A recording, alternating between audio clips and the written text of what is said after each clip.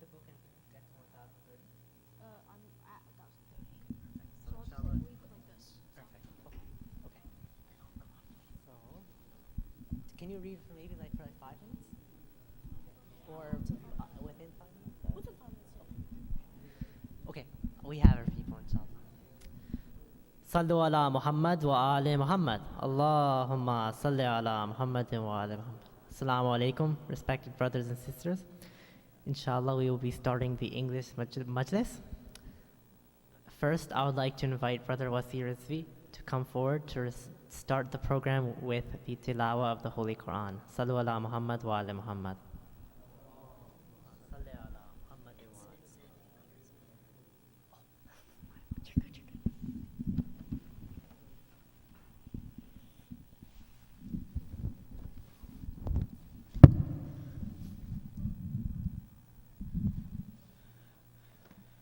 محمد وآل محمد صلوات. Can I have a louder salawat? Allahumma salli ala. أعوذ بالله من الشيطان الرجيم. بسم الله الرحمن الرحيم. والفجر وليال عشر والشفع والوتر والليل إذا يسر هل في ذلك قسم لذي حجر ألم تر كيف فعل ربك بعاد إرم ذات العماد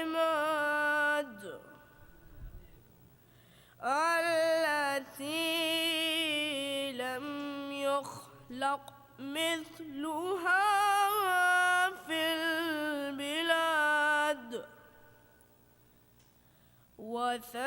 وثمود الذين جابوا الصخر بالواد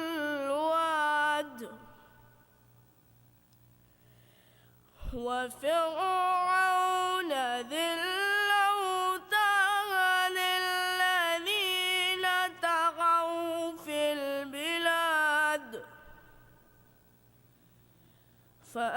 فأكثروا فيها الفساد فصب عليهم ربك صوت عذاب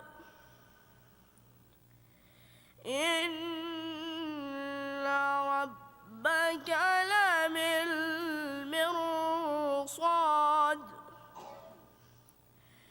فأما الإنسان إذا ما ابتلاه ربه فأكرمه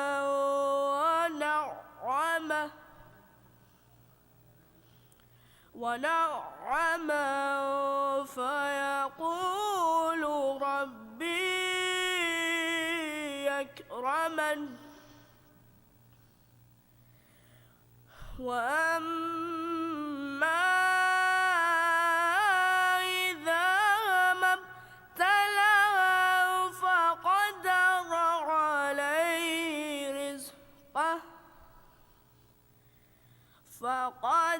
عليه رزقه فيقول ربي أهانن كلا بل لا تكرمون اليتيم ولا تحاضون على طعام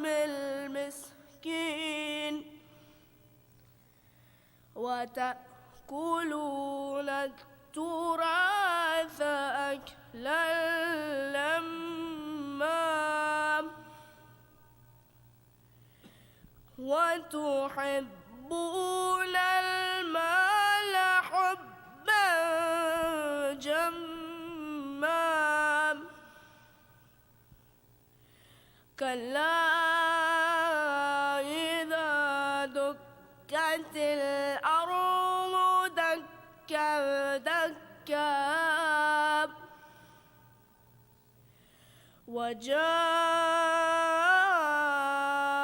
ربك والملك صفا صفا وجيء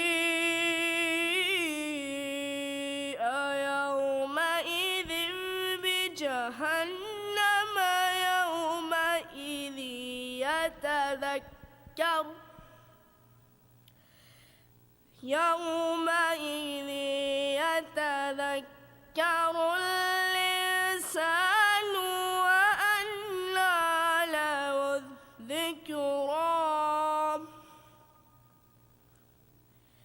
يقول يا ليتني قدمت لحياتي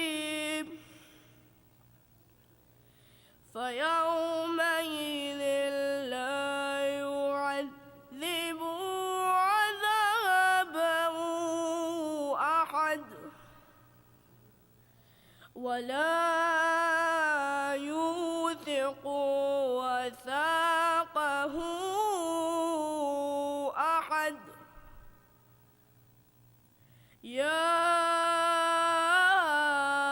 أيتها النفس المطمئنة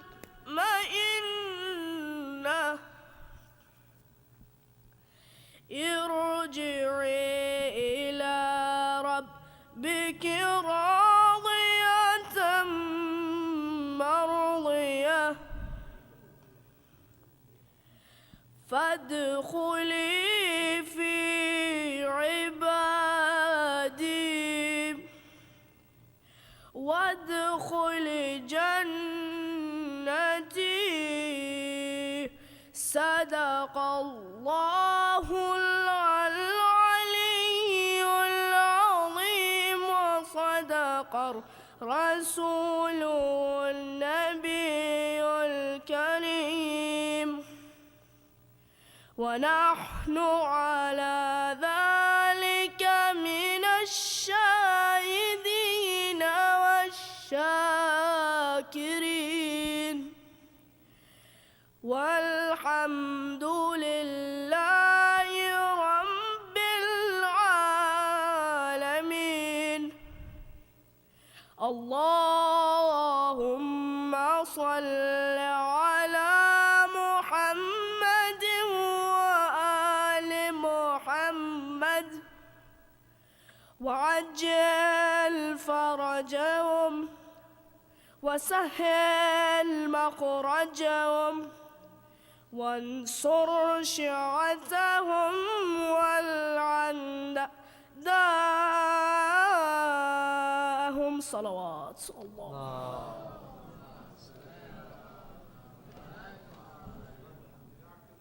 Thank you, Brother Wasi, for your recitation of Holy Quran. Now I would like to invite forward Brother Mikhail Mustafa for a rendition of Hadith Qissa. Sallu ala Muhammad wa ali Muhammad. Allahumma salli.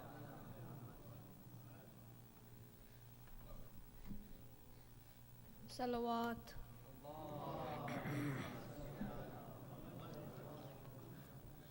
In the name of Allah, the All-Merciful and the All-Compassionate. Fatima Zahra, the daughter of the Prophet, peace be upon them, is to have thus related an event. My father, the Prophet of Allah, came to my house one day and said to me, "Peace be upon you, Fatima." And I replied, "Upon you be peace." Then he said, "I feel weakness in my body." And I said, "Allah protects you from weakness, father." He said, "Fatima, please bring me the Yemeni cloak and cover me with it." So I brought him the Yemeni cloak and covered him with it. Then I looked at him and saw that his face was shining like a full moon with all its glory and splendor. After a while, my son Hasan came in and said, "Peace be upon you, mother." I replied, "And upon you be peace, O light of my eyes and delight of my heart." He then said, "Mother, I smell a fragrance so sweet and so pure as that of my grandfather, the Prophet of Allah." I replied, "Yes, your grandfather's lying under the cloak." Hasan went near the cloak and said, "Peace be upon you, my grandfather, the Prophet of Allah. May I enter the cloak with you?" He replied, "Upon you be peace, my son, and the master of my fountain. You are given the permission to enter." So Hasan entered the cloak with him.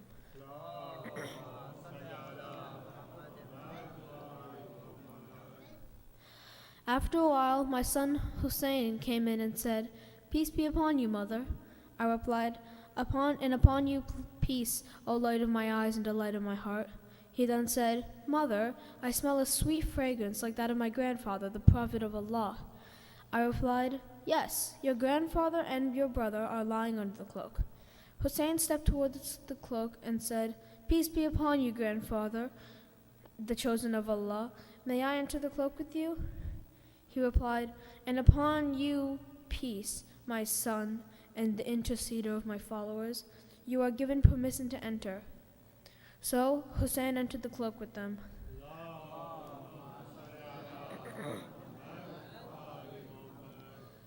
After a while, Abul Hasan Ali ibn Abi Talib came in and said, "Peace be upon you, O daughter of the Prophet of Allah." I replied, "And upon you be peace, O father of Hasan and commander of the faithful." He then said, "Fatima, I smell a sweet fragrance like that of my brother, my cousin, the Prophet of Allah." I replied, "Yes, he is under the cloak with your two sons." So Ali went near the cloak and said, "Peace be upon you, Prophet of Allah. May I enter the cloak with you?" He replied, "And upon you peace, my brother, my legity, my successor, and my standard bearer. You are given permission to enter." So Ali entered the cloak with them.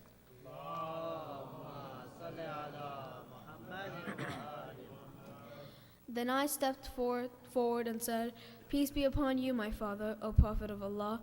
May I enter the cloak with you?" He replied, "And upon you be peace, my daughter, or part of myself. You are given permission to enter." So I entered the cloak with them.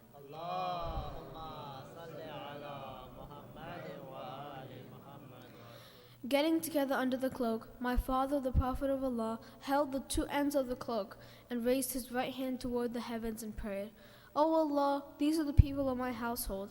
They are my confidants and my supporters. Their flesh is my flesh, their blood is my blood. Whoever hurts them hurts me too, and whoever displeases them displeases me too. I am at war with those who are at war with them. I am at peace with whoever is at peace with them. I am the enemy of their enemies, and I am the friend of their friends. They are from me, and I am from them. O Allah, bestow your blessings, benevolence, forgiveness, and your pleasure upon me and upon them, and remove impurity from them and keep them thoroughly pure."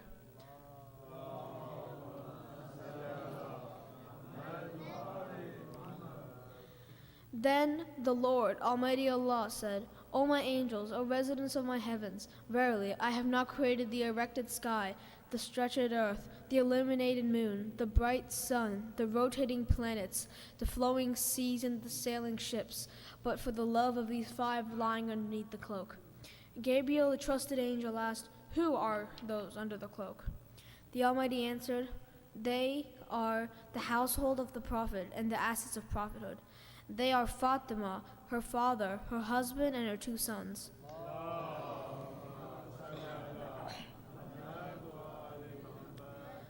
Gabriel said, "O Lord, may I fly to earth and to be the sixth of them?"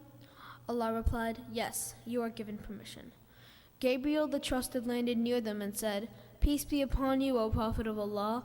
The All-Highest conveys his pleasure on you and his greetings and says, By my honor and glory, O my angels, O residents of my heavens, verily I have not created the erected sky, the stretched earth, the illuminating moon, the bright sun, the rotating planets, the flowing seas, and the sailing ships, but for your sake and for your love. God has given me permission to enter the cloak with you. May I join you, O Prophet of Allah?" The Prophet replied, "And peace be upon you, O trusted bearer of Allah's revelations, you are granted permission." So Gabriel entered the cloak with us and said to my father, "Allah sends his revelations to you. Verily Allah's desire is to remove blemish from you, O people of the household, and to purify you with the perfect purification." Then Ali said to my father, "O Prophet of Allah, tell me, what significance has Allah given for getting together under this cloak?" The Prophet replied, "By him who rightfully appointed me a prophet and chose me a messenger for the salvation of mankind."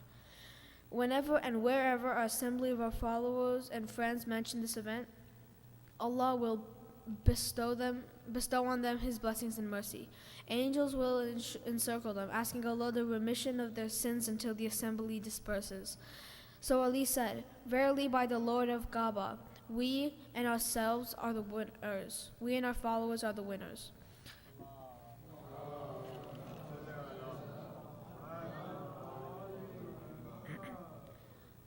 Then my father replied, "By him who rightfully appointed me a prophet and chose me a messenger for the salvation of mankind, whenever and wherever an assembly of our followers and friends mention this event, there shall remain none are grieved, but Allah will remove their grief. There shall remain none distressed, but Allah shall dispel his distress. There shall remain none wish seeker, but Allah will grant his wish." Ali happily said, "Verily by the Lord of the Kaaba, we and our followers are the winners and the blessed in this world and the next." Salawat.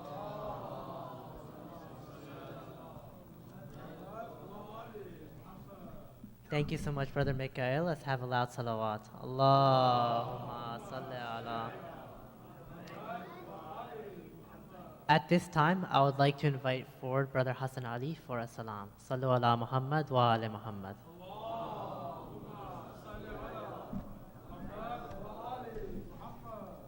Salawat.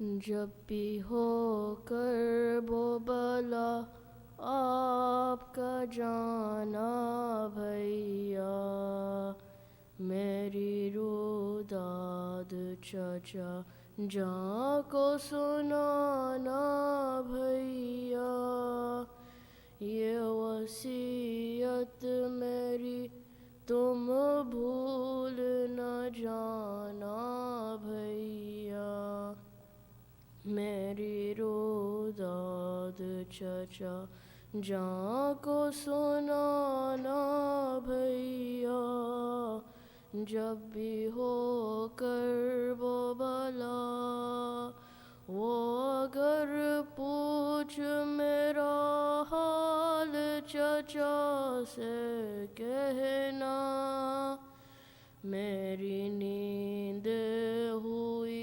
पामाल चचा से कहना, ताज़ियानों का सब अहवाल चचा से कहना, अब भी नीले मेरे गाल चचा से कहना, जो सितम मुझ पे हुए सारे बताना भैया, मेरी रुदाद चचा जान को सुनाना भैया, जब भी हो कर्ब बला,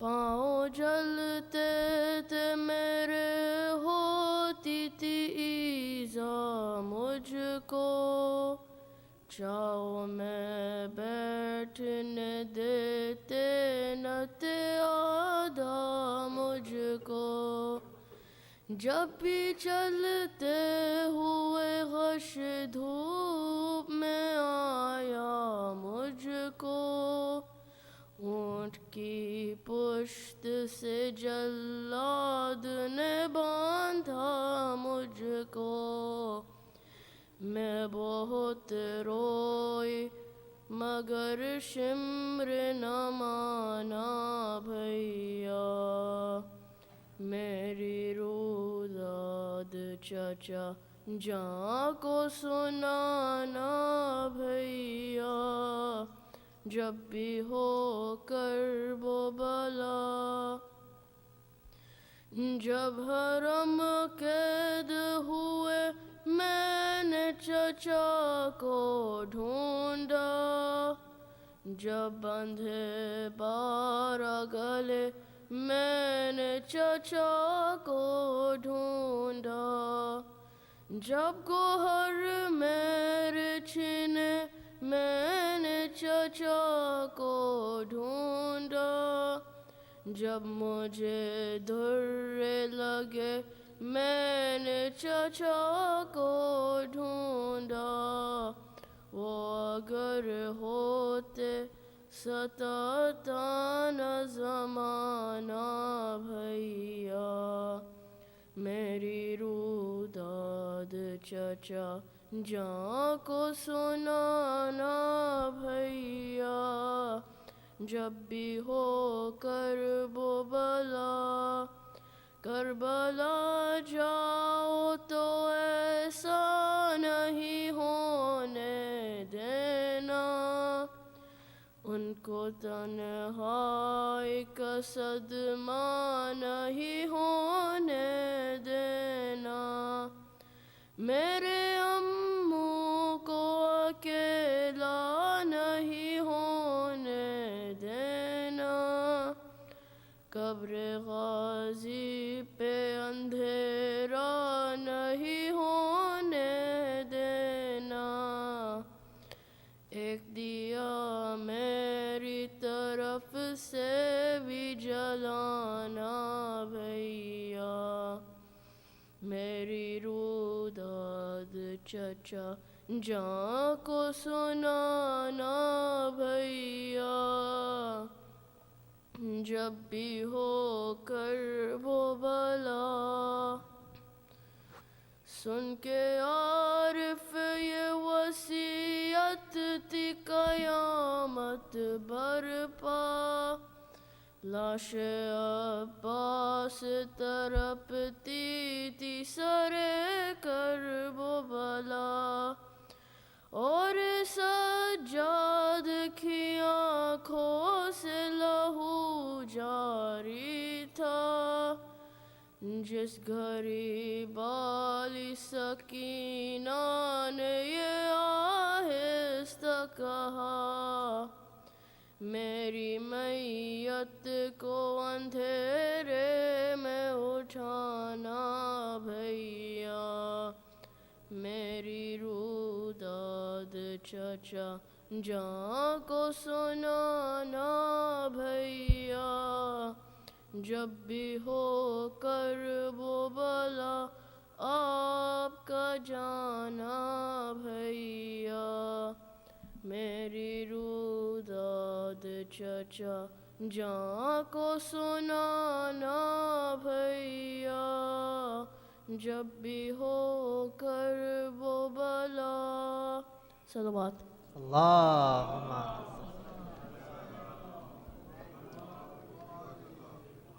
Thank you, Brother Hassan Ali, for your recitation. Let's have a loud salawat. Allah. Before inviting Sheikh Bilal to address the Majlis, I would first request all of you to come forward as much as possible so that we can form proper Majlis etiquette. Sallu ala Muhammad wa ali Muhammad. Allahumma salli ala Muhammad wa ali Muhammad. At this time, I would like to invite respected Sheikh Bilal Hussain to come forward and address the Majlis. Sallu ala Muhammad wa ali Muhammad.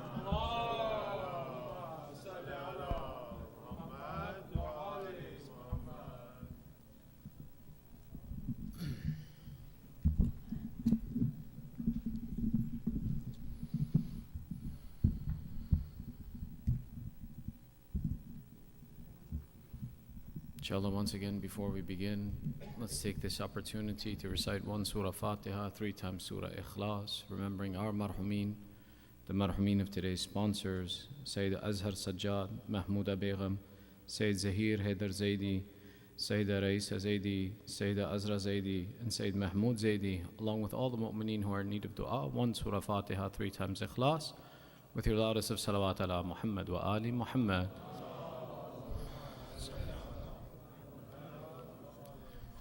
Bismillah.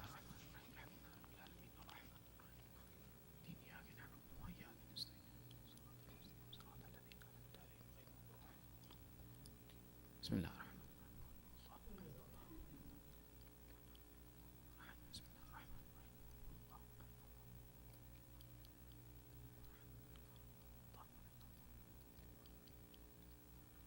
أعوذ بالله من الشيطان الرجيم بسم الله الرحمن الرحيم ربي اشرح لي صدري ويسر لي أمري واحلل عقدة من لساني يفقه قولي الحمد لله رب العالمين ثم الصلاة والسلام على سيدنا ونبينا وحبيب إله العالمين أبي القاسم محمد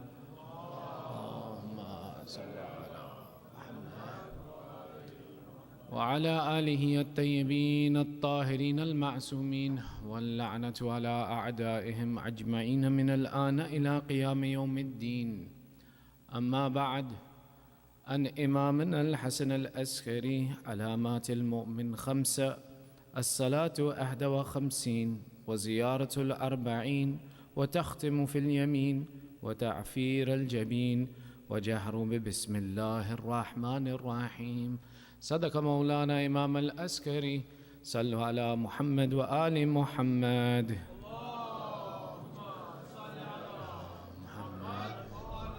Your second salawat for love of Muhammad wa Ali Muhammad. And your loudest salawat for ta'ajil faraj sahib al-asr wa zaman. Salli ala Muhammad wa Ali Muhammad.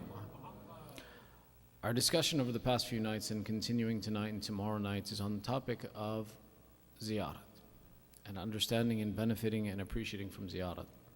While my intention had been that we shift to a conversation benefiting from the lessons of Ziyarat-e-Allah, tonight, inshallah, in preparation for tomorrow, we'll discuss Ziyarat-e-Arbaeen and a few short lessons from Ziyarat-e-Arbaeen, so as to prepare us to have ma'rifat of the action we're participating in tomorrow.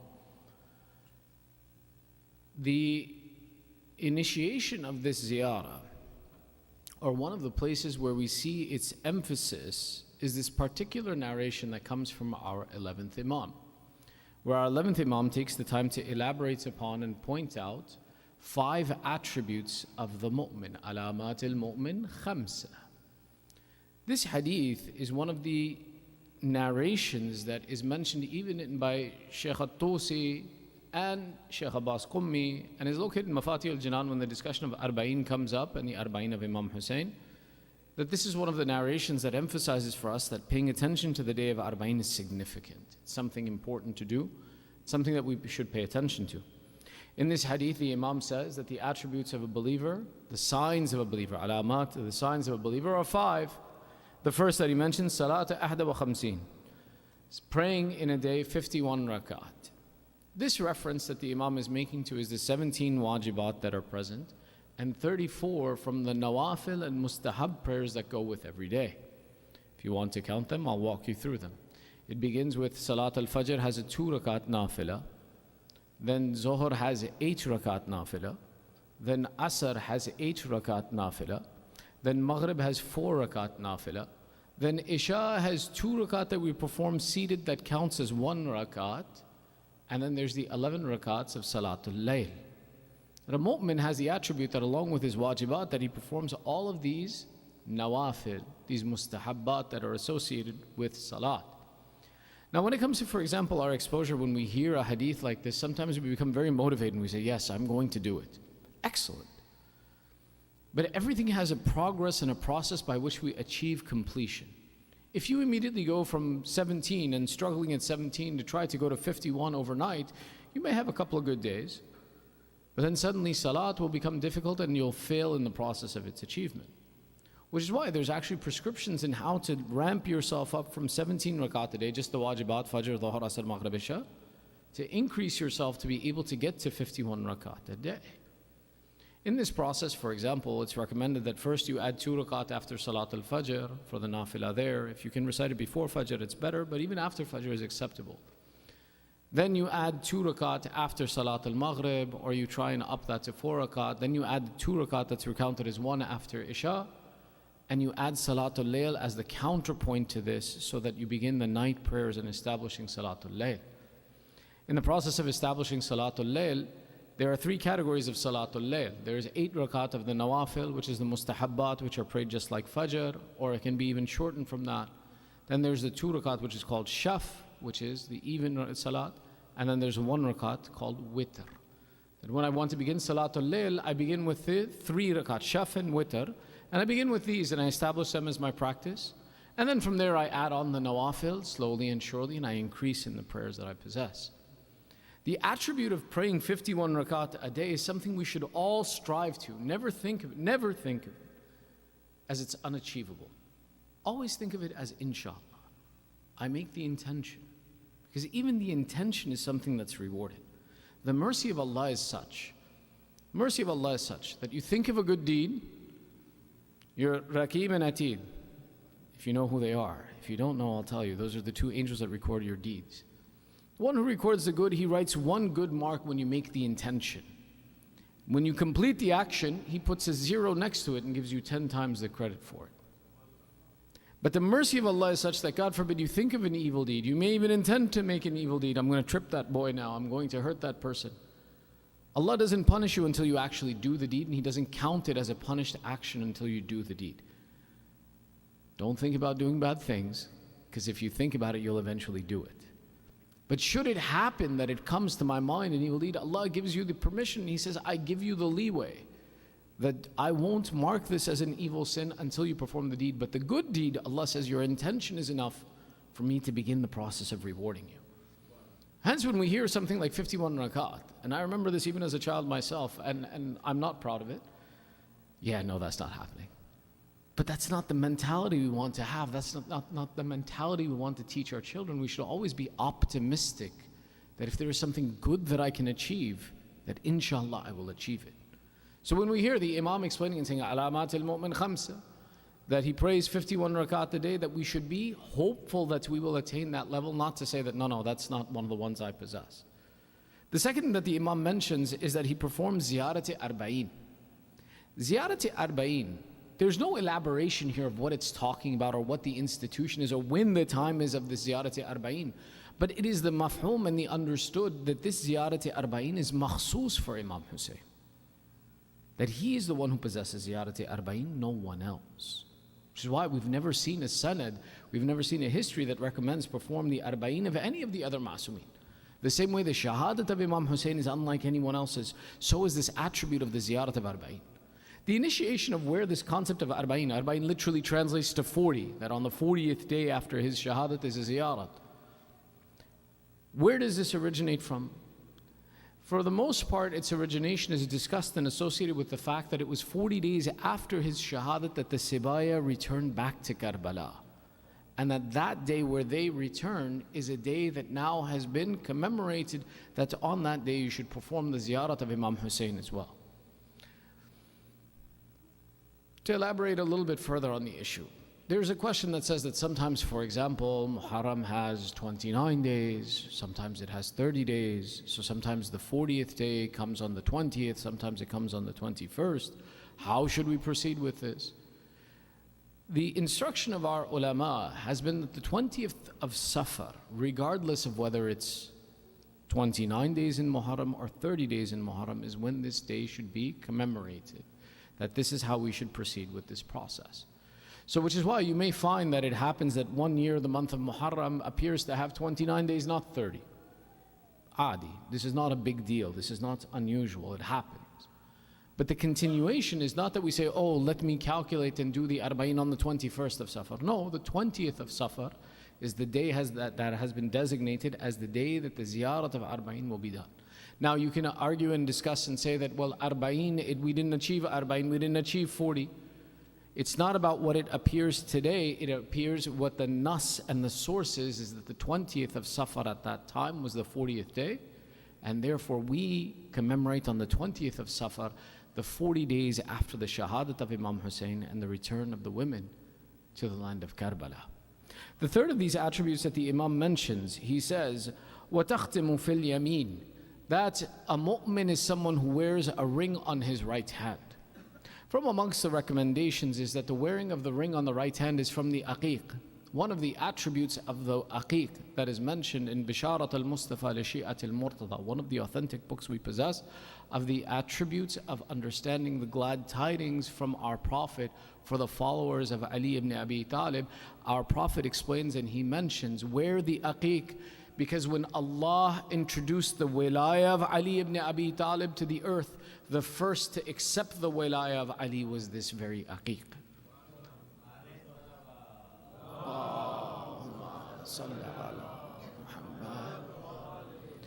For the men, when we discuss the recommendation of wearing a ring, the ring of our Prophet would be worn on his pinky, and it is recommended for men to either wear on the pinky or upon the ring finger within itself. Some allow and say it's permissible to wear on the middle finger, but that on these two fingers, rings are not worn by men. Women can wear rings on anything they want to. The same way there's a discrepancy between what is considered zina for a woman and zinat for a man, it applies in this case as well too. Women have the freedom to wear gold, men don't. Women have the freedom to wear silk, men don't. These attributes describe that in ornamentation there are differences between men and women, and what is appropriate for men is that the ring is worn on these two fingers, and sometimes it's possible, some agree and say that this is permissible in the middle finger.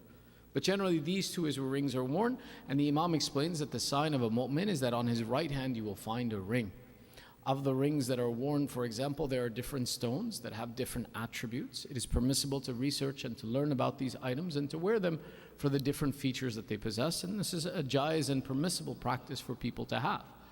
But the statement of the Imam that says that the mu'min is someone who wears a ring in his right hand implores us and suggests to us that we should adopt the attribute that some kind of a ring that associates us with our faith is worn on our right hand.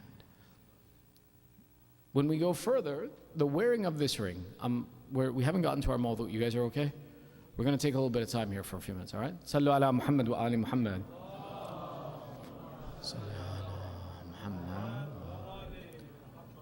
Sometimes people, when they wear a ring, they wear it more sincerely than they wear clothes. Meaning that once that ring is on, it's not going anywhere. You go anywhere, the ring is going with you.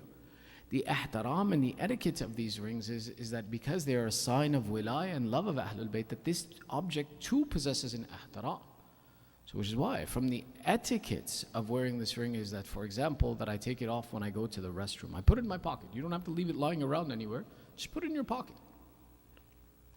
I'm careful of when I wear it. I'm conscious of it. I keep it clean. I don't have to wear it in every single instance once I wear it. But no, the same way that, for example, I may wear a watch, or I may wear, for example, any other ornamentation, it's appropriate that some level of this ornamentation has a dignity and a respect. It's not to say that once it's on, and Baba, until I die, it'll stay there.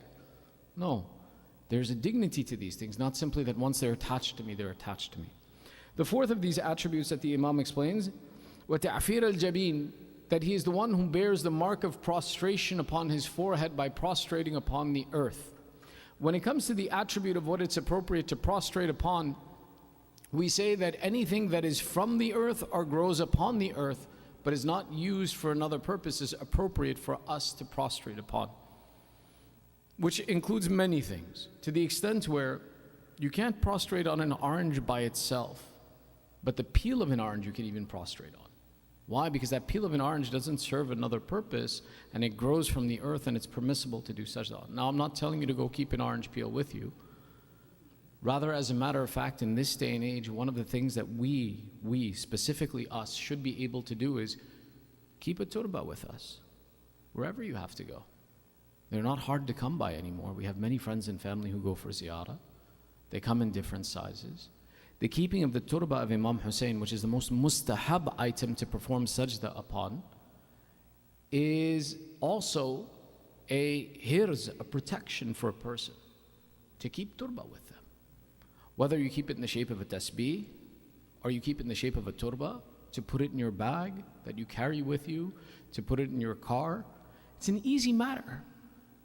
We've come to, alhamdulillah, the point in our own intellectual development and communal development that when it comes time for salat, it shouldn't be an afterthought that what do I pray on now? It should be something that I know is a part of my lifestyle and I'm prepared for prayer. I know that I'm going to have to pray in different places and I keep the resources of prayer with me.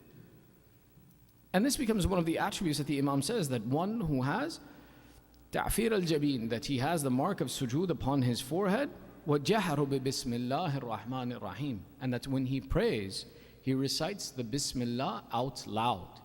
So one of the attributes that you'll notice is the followers of Madhab-e-Ja'fari, in those salat that, for example, we pray silently, or even those salat that we pray out loud, like Maghrib and Isha, you'll hear the sound of the Bismillah because it is considered to be one of the responsibilities and signs of a believer.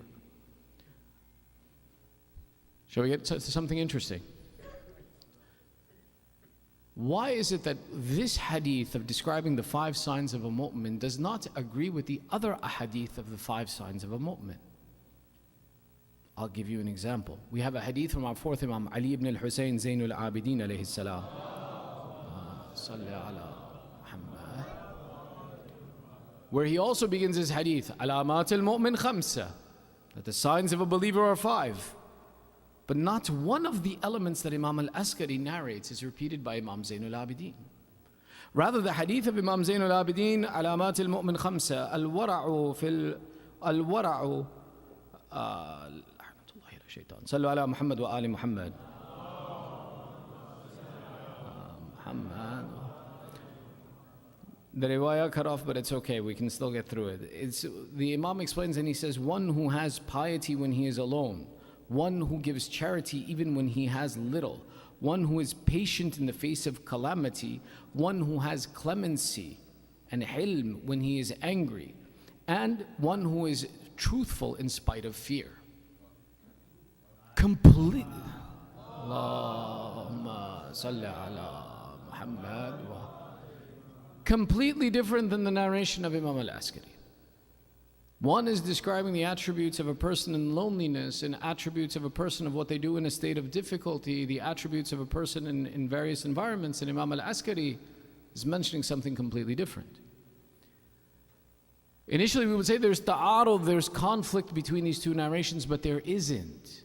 You have to look and understand at the context of what the Imam is trying to explain. The riwayah of Imam al-Askari is about when you meet someone, what are the signs that are present in them to know that they are one of our Shia. Imam al-Abidin is giving you the litmus test that if you want to count yourself as a mu'min, what are the things you should be doing. This is why the hadith of Imam al-Askari is very different than the traditional hadiths of when we talk about Iman. Because when Iman is something that I'm measuring myself for between me and Allah, it depends upon the character that I have within me. But the dawr of Imam al-Askari was such that the believers had to hide their identities from the khulafa. So the Imam is explaining, when you travel, O followers of us, the madhab Ahl al-Bayt, and you go into different places, should you want to understand, is this one of our followers or is this someone else? Look for these 5 signs in them. If you find that you meet a person who your heart agrees with and you find that they pray 51 rak'at a day, that they give importance to the term of Arbaeen and the Ziyarat of Arbaeen, that they are someone who wears a ring in their right hand, that they're someone who bears the mark of sujood and turba on their forehead, that they're someone that when you can pray near them, you can hear that Bismillah is not something silent and missing, but rather is out loud, recognize that this is one of our Shia and followers. This was the purpose of what the Imam was intending. Hence today, our participation and understanding of the Ziyarat of Arbaeen is one of the signatures of indicating and showing to the world that we are the followers of Ahlul Bayt. That today, if I wanted to announce that I am a Shia of Madhab-e-Ja'fari and follower of Ahlul Bayt, I would do so by indicating and inculcating all of these attributes into my mannerisms and behavior. I would make these attributes as a part of my signature, and I would participate in the event of Arbaeen because why? I want to align myself with Ahlul Bayt. That's the significance that we're going to make tomorrow, an announcement. We're going to show to the world what is our ideology. And we're not the ones who chose this to be the signature of our ideology. Our 11th Imam Hasan ibn Ali al-Askari alayhi salam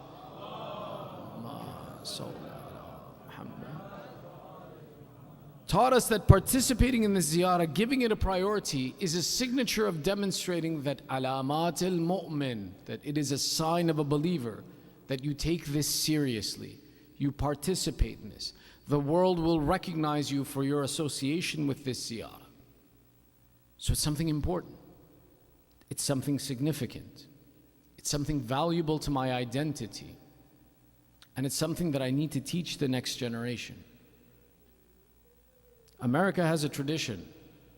Anyone is welcome to come. And you may choose to identify with your culture, but after your third generation, you're ours. You know what that means?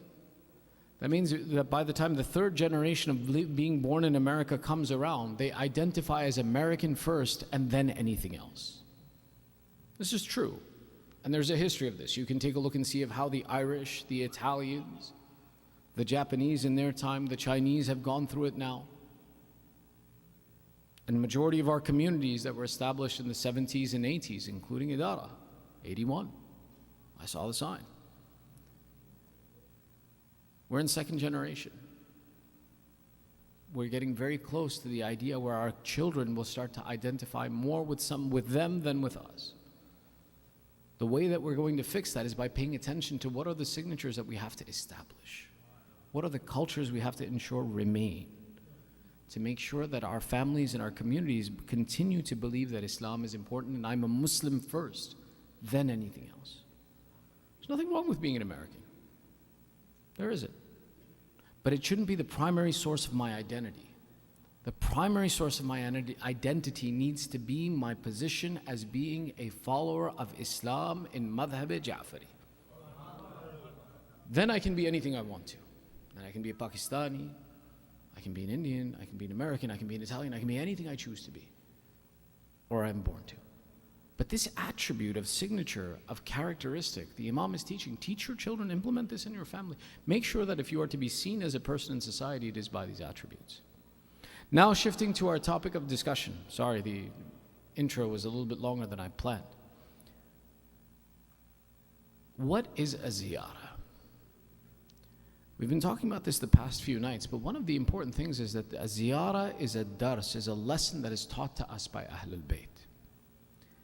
The significance of why it is a lesson that's taught to us by Ahlul Bayt is that in a ziyarah are many facts about what our identity, ideology is, what we believe in, and what our fundamental philosophy of faith is.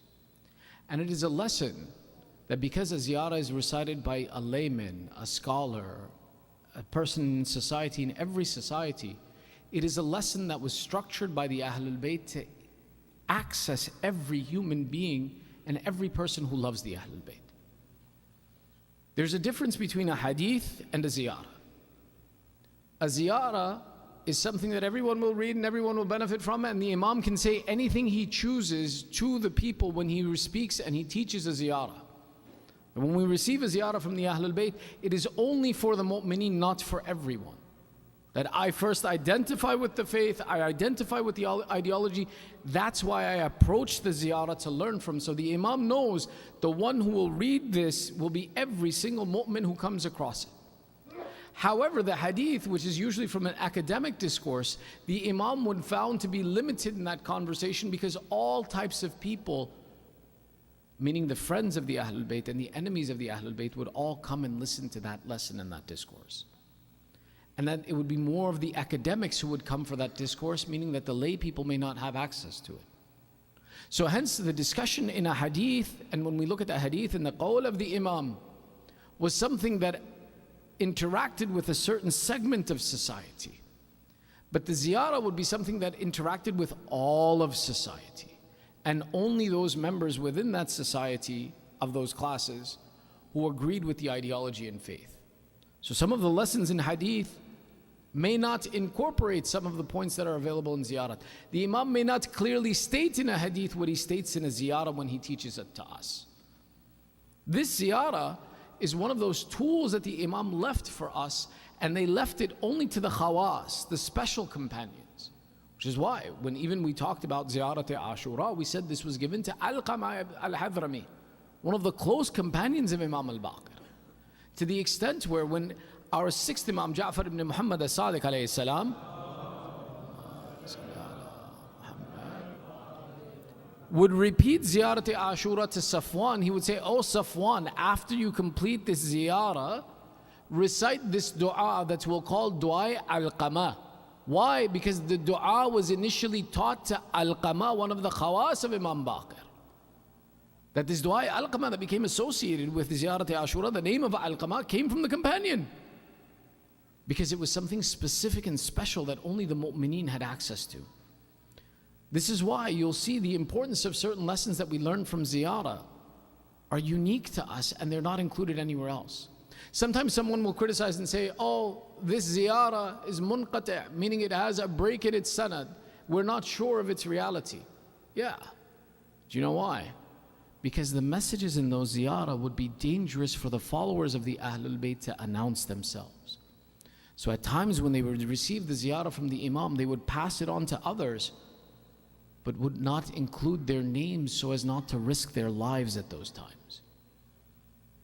Why? There are people who complain that certain du'as and certain ziyarah, they're missing in their sanad, they're missing things in their sanad. If you apply the same rules of fiqh to ziyarah, yes, many of them will be missing something. But that doesn't mean that the ziyarat is bad.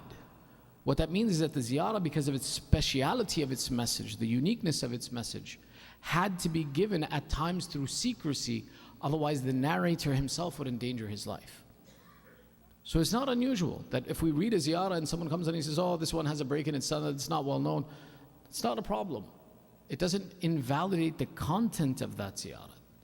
Rather, it shows that the difficulties that the mu'mineen went through to ensure that this ziyarat reached us.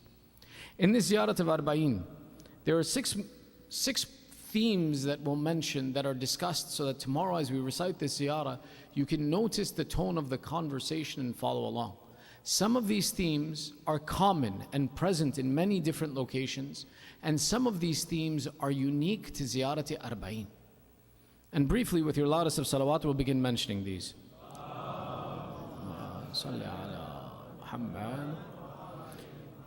In the beginning of Ziyarat-e-Arbaeen, we begin by the mentioning of the Imam and his shahadat and his hardships, of introducing who it is that we have come to visit. Amongst the statements in this section of the ziyarah is a statement where we say, "Assalamu ala asir al-kurbat wa qatil al-abarat." We describe and show the difficulty of the one that we're going to visit is not just a ma'soom, but it's also a madhloom.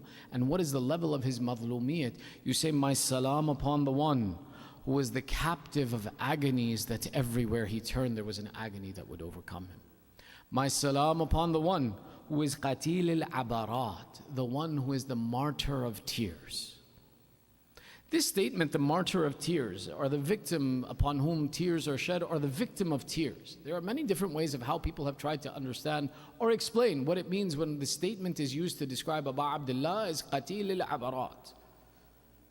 But the most complete meaning of this, and one of the most painful meanings of this, is that this is that madhloom who was martyred as he wept over and over again.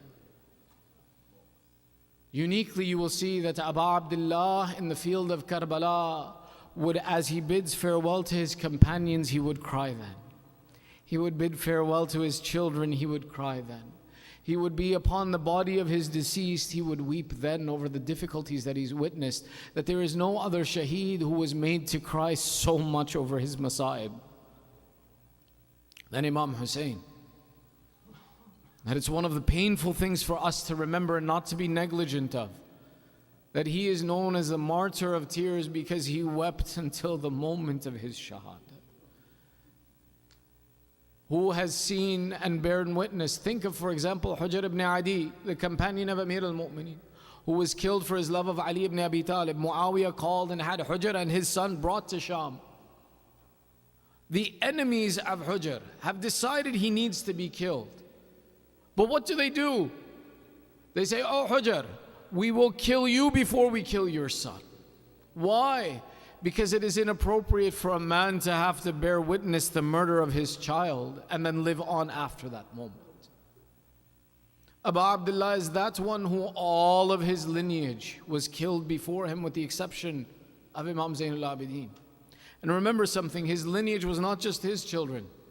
When we think of someone like Qasim ibn al-Hasan, Qasim was orphaned at the age of 3. Who raised him? Abu Abdullah raised him. He raised this child from infancy to this beautiful young man. Abdullah ibn Hasan, the 11-year-old boy who comes out to defend his uncle. 10 years of his life, this boy is 11. From the age of 1 at least, he was in the company and under the authority of Imam Hussein. And this is why he is known as Qatil al-Abarat, that all of these losses. Remember, Abdullah ibn Hasan is that child who, when he saw Imam Hussein, after he had fallen from his horse, alone in the field of Karbala, and he witnessed them preparing to attack his uncle, the child breaks away from Sayyidah Zainab, and Sayyidah Zainab calls, "Oh child, come back." And Abdullah ibn Hasan says, "I can't bear that they raise a sword upon my uncle." He ran before Abu Abdullah, raised his hand to stop the sword, but that he could not. They cut off the arm of the child instead of to stop in that moment. Harbala mentions that I shot the arrow that killed this boy in the arms of his uncle. This is what it means when we say Qatil al-Abarat. We take a look and we see the mention of the confirmation of belief in wilayah and the status of the Imam. أَعْتَيْتُهُ مَوَارِيثَ الْأَنْبِيَاء, describing and showing the status of Imam Hussein is the one who received the inheritance of the Anbiya. This attribute is also repeated in Ziyarat-e-Waratha. Assalamu alayka ya waratha Adama safwatillah. Our Imams are the warithin of the Anbiya, and we acknowledge that they are the warith of the Anbiya, but this does not mean that the Imamat is an inheritance that is received. This is not the discussion when we mention that they are the warith of the Anbiya. No, being the warith of the Anbiya is literally to say that the tabarrukat of the Anbiya, the shirt of Ibrahim, the shirt of Yusuf, the staff of Musa, these tabarrukat, the Imam is the inheritor of these items. Wilayah, Nubuwwat are not elements that are given in inheritance from one to the other. Had that been the case, then our enemies would have been correct to pass the authority of Khilafat from one to the next because it was given as inheritance from father to son. It's not what Imamat is. Imamat is a status that is designated by Allah. When we refer to an Imam as a warith, we're referring to the fact that he is truly the possessor of all of the tabarrukat that were given from Adam ila al-Khatam, including the sword of Dhul Fiqar, including the banner of our Prophet, including the ta'abut of the Bani Israel. All of these items will be present with the Imam of our time as well. And one of the ways that we will know the authenticity of the Imam is because he will prove it by demonstrating and showing us those tabarrukat of all of the Anbiya and the A'imma, to ensure that when we believe that he is the Imam, he can prove to us by these elements that are possessed. Hence, it's important to understand that when we call the Imam the warith, a warith is literally an inheritor. The Imam is an inheritor of the Anbiya, but not on the basis of his authority and position with Allah. The authority and position with Allah is not received in inheritance. Otherwise, for example, even those who became Ismaili would say that they are correct. Why? The son of Imam Sadiq, who was Ismail, was older than Imam al-Kadhim. If we believe that this is inheritance, then the eldest should have received it. But that's not the case. Wilayah is an authority that only Allah designates where it goes. It is not designated by inheritance. The third of these attributes that we see and we read in Ziyarat-e-Arbaeen, Sallu ala Muhammad wa Ali Muhammad.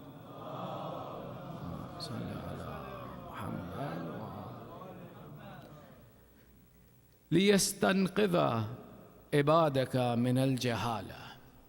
This is one of the unique elements of Ziyarat-e-Arbaeen, of the unique attributes that we discuss of our Imam. That our Imam is the one who made this great sacrifice to save the servants of Allah from jahala and ignorance.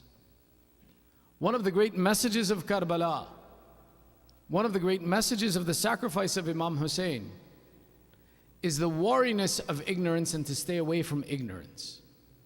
This concept of jahala and ignorance is one of the worst things that can happen to a person. We see the hadith of Amir al-Mu'mineen Ali ibn Abi Talib alayhi salam. Al-jahlu ma'din ash-shar. Every evil, its primary source is ignorance. One of the most important attributes that is important for us to establish in our life is to be intellectuals, to be someone who thinks, someone who doesn't submit to tradition without being thoughtful of it, someone who does not accept what the environment presents around him without being careful in consideration. The intellectual status of a mu'min is one of the signatures, which is why Imam Hussein is described as the one who stood up to protect the generations from ignorance. The sacrifice of Abu Abdullah was to prevent people from blindly following the khulafa wherever they took them, to acknowledge and understand that this may be the Khalifa of the Qawm, but he is not the Khalifa of Allah. He is not the Khalifa of Islam. Why? Because his actions do not align with the attributes of what our Prophet did. People were willing to blindly accept that if he is the Khalifa, let him do what he wants. He is ordained by Allah.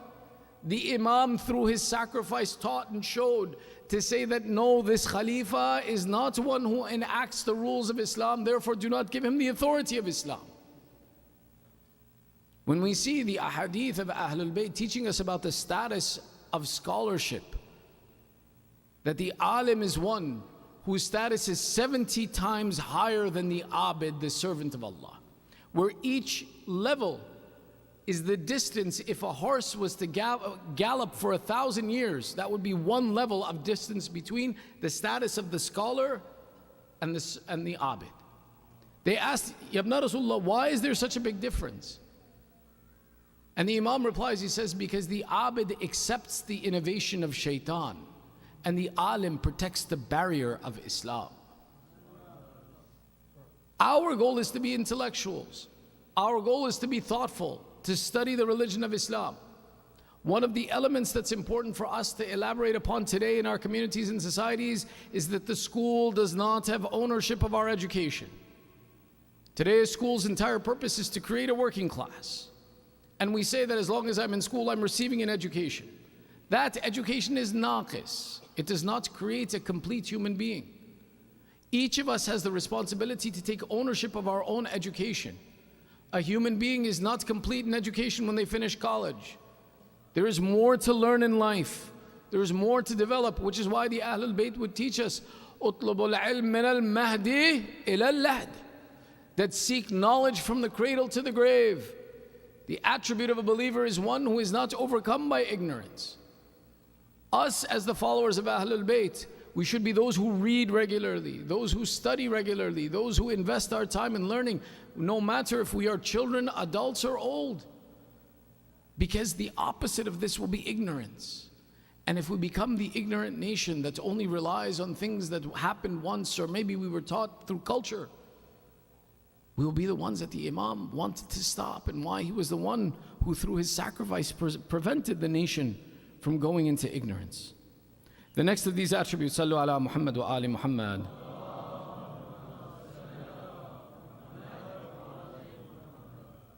We see that the Imam is the one, or in this ziyarah, one of the elements that we mention is opposing the characteristics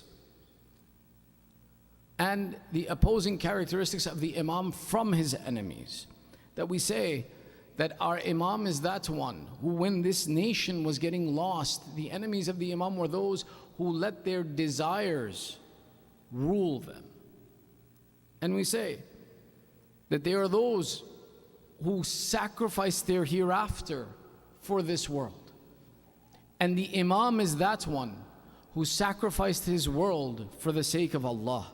حَتَّى سُفِقَ فِي طَاعَتِكَ دَمُهُ.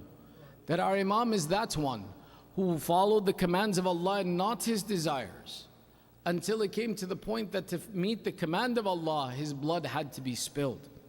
And that this is an attribute that we want to establish within our own character.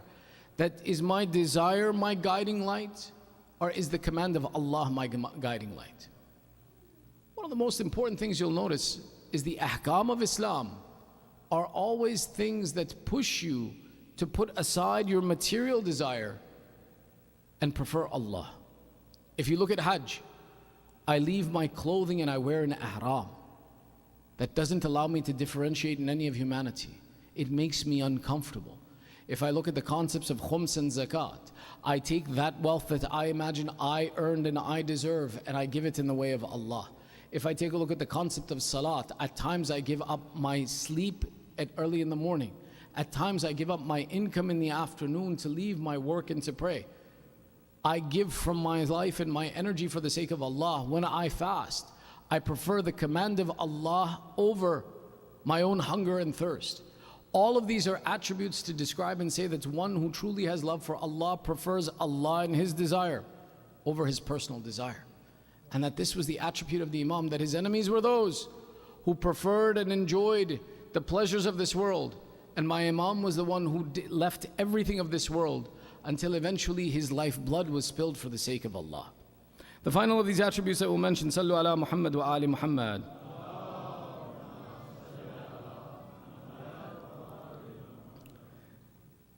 In the final section of this Ziyarat of Arbaeen, and we've gone through it very quickly, but these are themes that you'll notice throughout the entire discussion, is where the mu'min takes the time to bear witness who it is that he has come to see and who it is that he has stayed away from.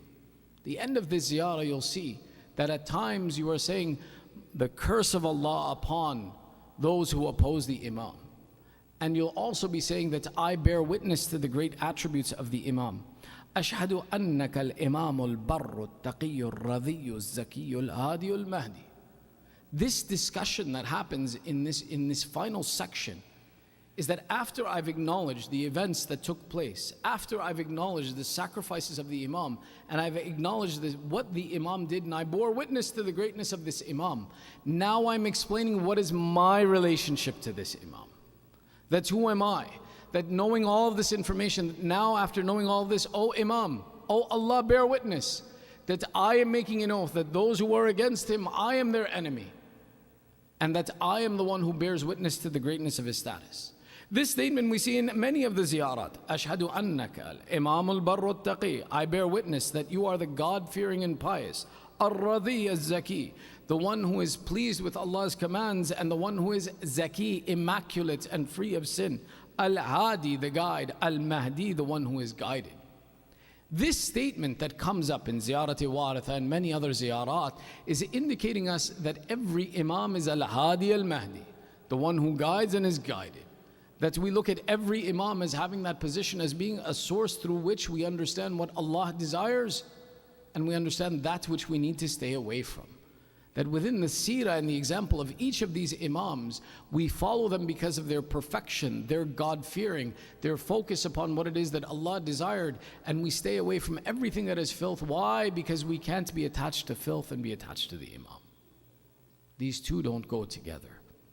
This statement of referring to every Imam as the Mahdi, yes, every Imam is Mahdi in his time and is a guide. And the idea of that is by learning of the seerah of the A'immah alayhimus salam, I prepare for the Imam of my time. That I understand what it means to submit to my Imam, that if I recognize his attributes, I don't question him. It is not unusual to imagine that when the Imam of our time comes, that there will be things that he commands us to do that we don't understand. But if I recognize his attribute and I can recognize who the Imam is, I don't have to understand his command. Sami'na wa ata'na. I listen and I follow. This being the aspect of what we want to achieve is why we bear witness to this statement. That once I've recognized the attributes of the Imam, I submit to him completely. These lessons that we want to take from the ziyarah, there's one final thought that we mention at the end of this ziyarah where we say, Salawatullahi alaykum wa ala arwahikum wa ala ajsadikum. Allah, when we approach Allah and we say, oh Allah, the blessings of Allah upon both their spirits and their body. Jism is when the soul is inside of the body, and jasad is after the soul has left the body. There's a differentiation here. Why does the term in the ziyarah separate these two elements? One, it could be that there is, for example, that these are the two elements that remain after the Imam. It could also be that the difficulties borne by the Imam were born in both the spirit and the body. That even that body after the death of the Imam is something that deserves the blessings of Allah. If we were to try and understand that the body is something that deserves the blessings of Allah afterwards, we would see that the masa'ib of the Imam did not end with his shahadat. That the desecration of the Imam, the disrespect of the Imam was something that persisted even after his shahadah. Think of the fact of the final scene that those Sibaya, those women saw when they left Aba Abdullah. The enemies of Islam intended to torture them further, so they had desecrated the body of the Ahlul Bayt. But when it came time to desecrate the bodies of the Ahlul Bayt, it turned out that every one of the shuhada had some kind of a relative in the army of Umar Saad, with the exception of two. The one that was the worst of this desecration was Aba Abdullah. Umar Saad, in the intention to torture the Ahlul Bayt, said, who is it that will go and run horses over the body of Hussein ibn Ali and his companions? This running of horses over the body of Imam Hussein is not a simple matter. If I explain it to you, inshallah, then maybe our hearts will open for the remembrance of what it was that was experienced. They describe and say that Umar Saad selected 10 people who would run horses over Imam Hussein. But you see, one of the things that's unique is that a horse by its nature, when it walks, if you put something in front of it, it doesn't want to step on that item, it wants to step over the item. The nature of a horse is that it does not walk on something in front of it, it walks past it. So the question then comes is, how was it that these horses had the daring or the ability to stomp upon the chest of Abu Abdullah? There are two explanations. One, they say that either the rider forces the horse, or two, the horse was something that was trained in this practice. When the description of the horses comes as khuyul al-ahwaji, an ahwaji horse was that horse that would be used to trample and to stomp upon something, to make ground something fine. That there would be amongst the practice of the Arab that even in the cooking, when they had to take something and grind it down, that they would train an animal in this aspect to be able to perform this action. Umar Saad Mal'un did not take normal horses. He took horses that were trained and practiced that when they walk on something to destroy it and grind it, to take something that is solid and make it into a powder. He used these horses to desecrate the body of Abu Abdullah. It goes further. There are 10 who are mentioned by name. Do you know why they are mentioned by name? Because their participation in this act was with the interest of earning reward with the Khalifa Mal'un. So therefore, it was not that they were random, but rather that they intended that every footstep of their horse hit its mark, or else how would they ask the Khalifa for a reward? So do not imagine that 10 lined up side by side and would run over and trample your master. No, they lined up one after another. And they took pride in the fact when they said to the Khalifa, we are the ones who mixed the chest of Hussein with his back. Some of the mu'arrikheen go so far as to say that the destruction of the chest and the back, the way it's described, is an implication of how this action was done.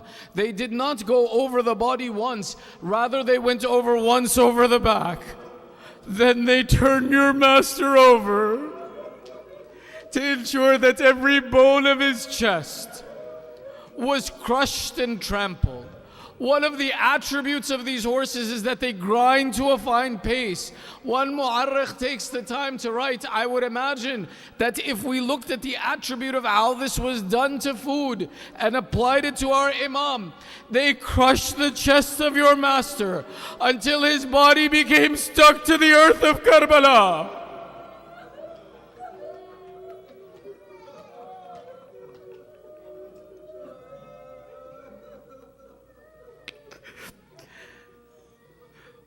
The proof of this comes the 13th of Muharram, When Imam Zainul Abidin came to make the graves, he comes to make the grave, he says, the grave of Hussein I will make. He begins to lift the body from one side. The chest of Hussein ibn Ali spreads to the other side. He lifts the body from the other side. The chest of Hussein spreads to the other side. They describe and say that Imam Zainul Abidin calls out, "Oh Banu Asad, have you no cloth? Have you no leaf? Something that I can collect the chest of my father in."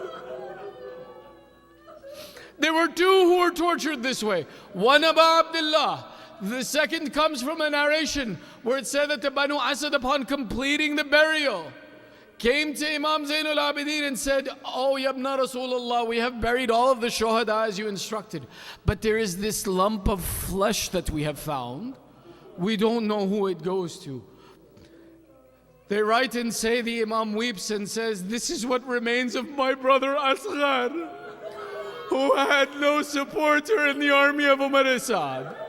Seeing this small piece, they say it was Abu Abdullah himself who called out from the grave, "O Sajjad, place my child on my chest."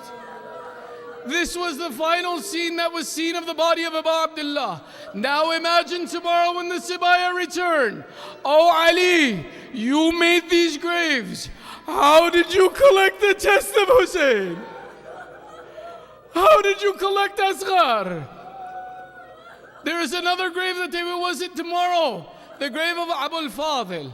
That grave of a man who was described to be almost 7 feet in height. But when you go to his grave, you see that it is no more than 4 feet in length. I will imagine that this desecration of Abu Abdullah they could understand and had seen, but they would ask, "O Zainul Abidin, Abu al-Fadil was tall. Why did you make his grave so small?"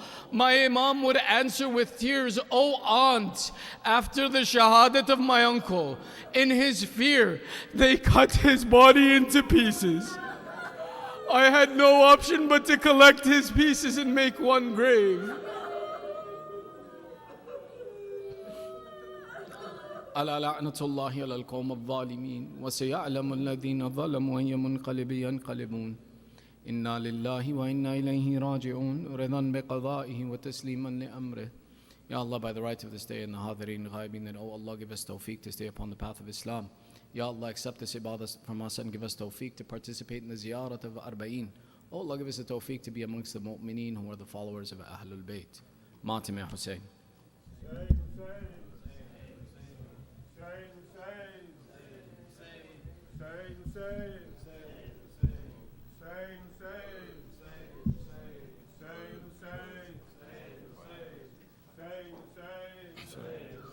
Mu'mineen, please make rows. Hussein, Hussein. Hussein, Hussein. Hussein, Hussein. Calling is al-Hussein from Ard Karbala. Hayya ala salah. Hayya ala al-falah. Calling is al-Hussein from Ard Karbala. Hayya ala salah. Hayya ala al-falah. Everyone. Calling is al-Hussein from Ard Karbala. Hayya ala salah. Hayya ala al-falah. Iyaka na'budu, Iyaka nasta'in. On God is our tawakkul, in Him is our yaqeen. Witness the sacrifice of Nafs Mutmain, him and his holy kin, Misdaq al-Ata. Calling is al-Hussein from Ard Karbala. Hayya ala salah. Everyone. Hayya ala al-falah. He is the one who knows. Allah is al-Alim. He is the best of planners. Allah is al-Hakim. To him is our return, his worship our peak. He is the one we seek. This Laylatul Bala, calling is al-Hussein. Everyone. From Ardh Karbala. Hayya ala salah. Hayya ala al-falah. قد قامت الصلاة for ظهر Karbala. 'Tis your namaz-e-akhir, my loyal awliya.